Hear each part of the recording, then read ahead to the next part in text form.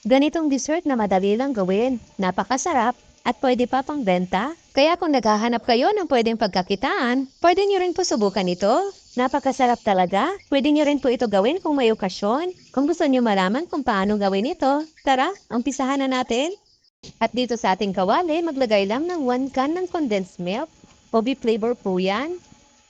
Set lang po natin ang stove sa low heat. At sunod na natin ilagay ang 4 pieces ng egg yolks. At 1 teaspoon ng vanilla essence. I-mix-mix lang po natin itong mabuti para hindi magmukhang scrambled egg ang ating dessert.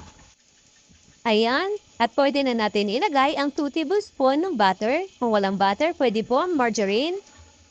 At sunod na natin ilagay ang 1 cup ng crushed roasted peanut. At i-mix-mix lang po natin itong mabuti.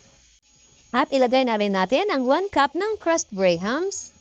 I-mix-mix lang din natin itong mabuti hanggang sa lumapot ng gusto ang ating mixture. Huwag na po natin itong tigilan sa paghalo para hindi dumikit sa ilalim at masunog. Ayan, nag-start ng lumapot. At kapag ganito na ang consistency, pwede na po natin ito hanguin. At dito sa ating lalagyan, maglagay lang tayo ng crushed roasted peanut. Yung sakto lang po ang dami, pero kung marami kayong mani dyan, pwede nyo dagdagan. Ayan, at pwede na po natin ilagay. Napakasarap nito panghimagas at tsak na magugustuhan din ito ng inyong mga chikiting. I-flatten lang natin itong mabuti para pantay at maganda tingnan. At lagyan lang natin ulit ng crushed roasted peanut dito sa ibabaw. At i-flatten lang po natin ang mani gamit ang kutsara para maganda tingnan. Palamigin lang natin ito at ilagay sa ref ng overnight. Pero pwede naman ito kainin agad kung nagmamadali kayo. Ayan, at i-slice lang natin ito ayon sa gusto nating laki. Natsyag ko po ito ng overnight kaya maganda ang texture ng ating dessert.